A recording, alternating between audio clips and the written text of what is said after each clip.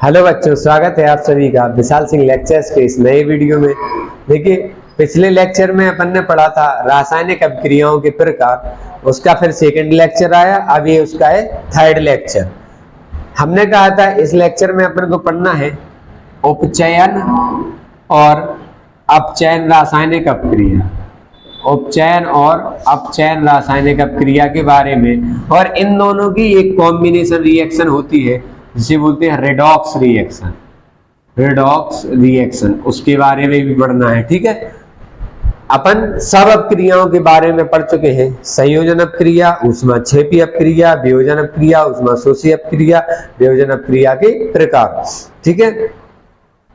फिर अपन ने विस्थापन अपक्रिया पढ़ी थी, उसके लिए रिएक्टिविटी सीरीज पढ़ी थी, केदारनाथ कमाली आलू जरा फीके पकाता है। फिर द्विविस्थापन पढ़ी थी, द्विविस्थापन में आयनों का आदान प्रदान हो रहा था। अब उसकी नेक्स्ट सीरीज है बढ़ते हुए क्रम में। अब अगला प्रकार है उपचयन अपक्रिया और फिर उससे अगला प्रकार है अपचयन अपक्रिया। उपचयन और अपचयन, इसे इंग्लिश में बोलते हैं ऑक्सीडेशन। क्या बोलते हैं? ऑक्सीडेशन। वर्ड पर ध्यान देना। ऑक्सीडेशन इसका मतलब क्या होगा? ऑक्सी मतलब ऑक्सीजन, ऑक्सी मतलब ऑक्सीजन, डेशन यानी एडिशन। एडिशन का मतलब होता है जुड़ना। क्या होता है? जुड़ना। किसका जुड़ना? ऑक्सीजन का जुड़ना। ऑक्सीजन का एडिशन क्या कहलाएगा? Oxidation. Addition of oxygen, addition of oxygen कहलाएगा ऑक्सीडेशन। यानी किसी रासायनिक अपक्रिया में उत्पाद के साथ ऑक्सीजन जुड़ेगी, ऐसी अपक्रिया को उपचयन अपक्रिया कहते हैं या ऑक्सीकरण। इसका एक नाम और है ऑक्सीकरण। ऑक्सीकरण इंग्लिश में बोलते हैं ऑक्सीडेशन। या ऑक्सीजन जुड़ जाए या फिर हाइड्रोजन निकल जाए, हाइड्रोजन निकल जाए, ये हो गया आपका उपचयन। अपचयन जस्ट इसका उल्टा होगा। इसमें देखो ऑक्सीजन का जुड़ना था, अब अपचयन में होता है ऑक्सीजन का निकलना। ऑक्सीजन का निकलना, इंग्लिश में इसे बोलते हैं रिडक्शन। और इसमें H का निकलना था, इसमें H का जुड़ना यानी हाइड्रोजन का जुड़ना।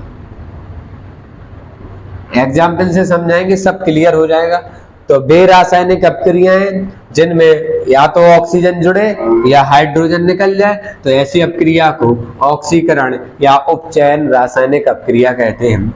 और ऐसी अपक्रियाएं या वे रासायनिक अपक्रियाएं जिनमें ऑक्सीजन निकल जाए या हाइड्रोजन जुड़ जाए, दोनों में से एक कोई हो जाए, तो ऐसी अपक्रिया को अपचयन यानी रिडक्शन कहते हैं, ठीक है। एक एग्जाम्पल से समझते हैं। कॉपर की ऑक्सीजन से रिएक्शन करवाने पर कॉपर ऑक्साइड बनेगा। तो इसमें कॉपर में ऑक्सीजन जुड़ गया है, कॉपर में ऑक्सीजन जुड़ा है और ऑक्सीजन का जुड़ना क्या कहलाता है? ऑक्सीजन का जुड़ना क्या कहलाएगा? ऑक्सीकरण यानी उपचयन। तो इसमें देखो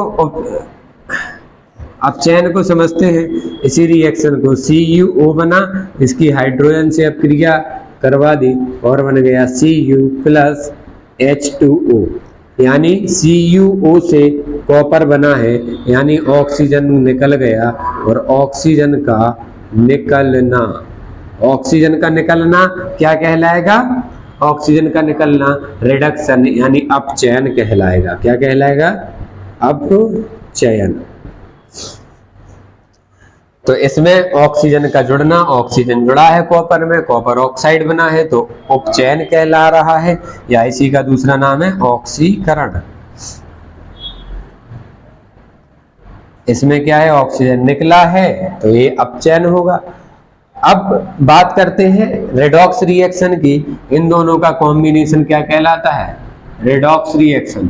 देखो, रेड मतलब रिडक्शन हो, रिडक्शन मतलब अपचयन हो। रेड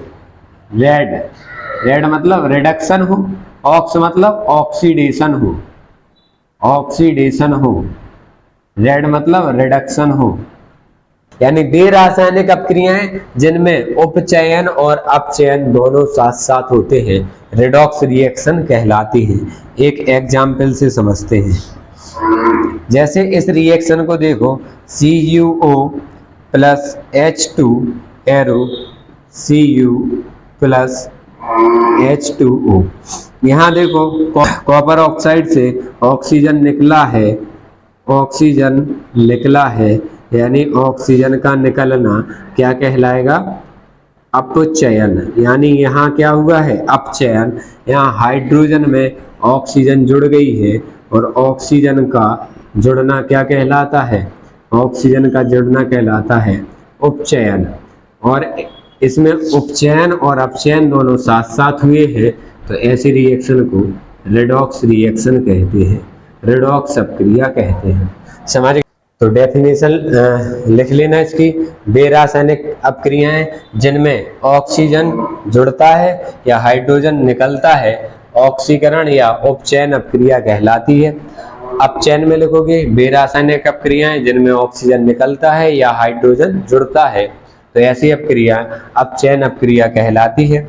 और रेडॉक्स रिएक्शन क्या होती? चयन अपचयन अपक्रिया या रेडॉक्स रिएक्शन। ठीक है, कभी कभी उपचयन नाम से भी जाना जाता है।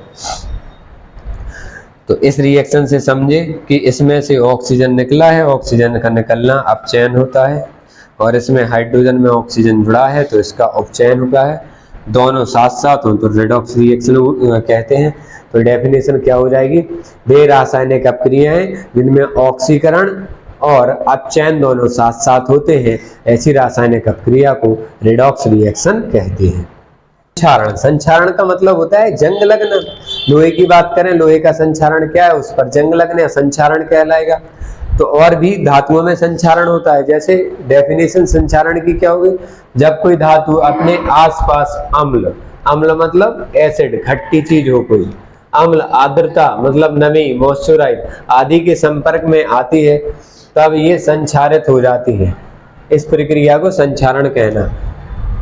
जैसे एग्जाम्पल, चांदी के ऊपर काली परत का चढ़ना, लोहे पर जंग लगना, ये बहुत इंपॉर्टेंट एग्जाम्पल है।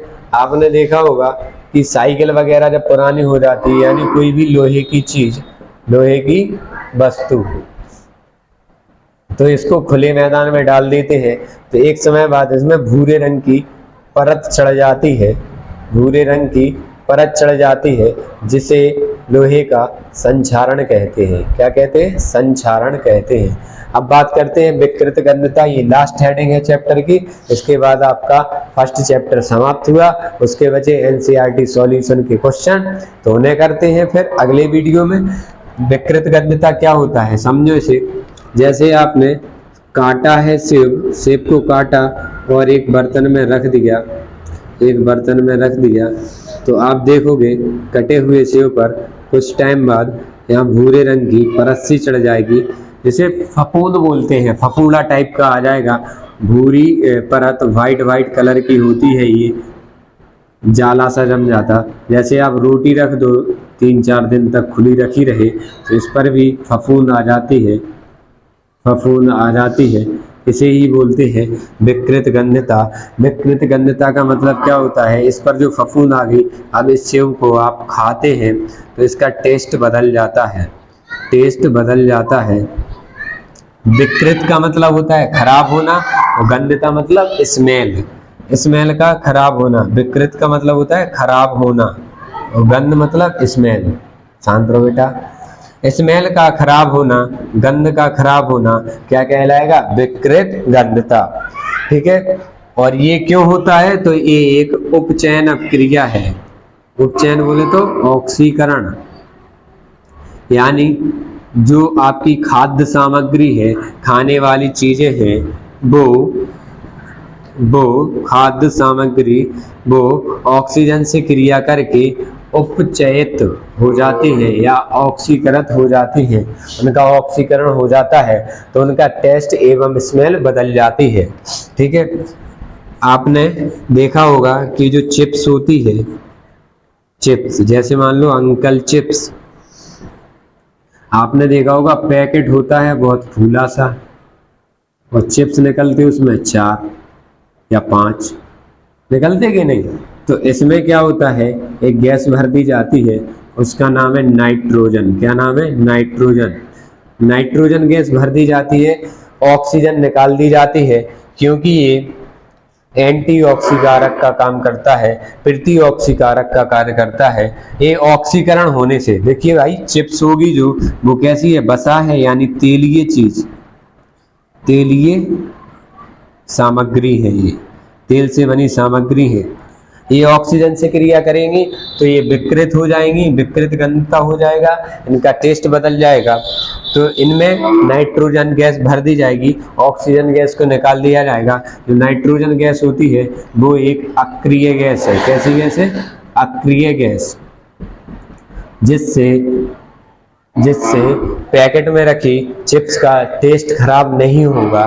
ठीक है, तो ये हो गया आपका विकृत गंधता। उम्मीद करता हूं आपको सब समझ में आ गया होगा। अब रहा आपका एनसीईआरटी सॉल्यूशन क्वेश्चन, तो नेक्स्ट सीरीज में एनसीईआरटी के क्वेश्चन सॉल्व करते हैं। सबसे पहले आप मनोहर मेथड जरूर पढ़ना, रासायनिक अपक्रियाओं को बैलेंस करने का, क्योंकि वहां से आपको 6 मार्क्स जरूर मिलेंगे रासायनिक अपक्रियाएं बैलेंस करने। आपको हमारी वीडियो पसंद आई है तो हमारे चैनल को सब्सक्राइब करें, लाइक करें, दोस्तों को शेयर करें। Thanks for watching.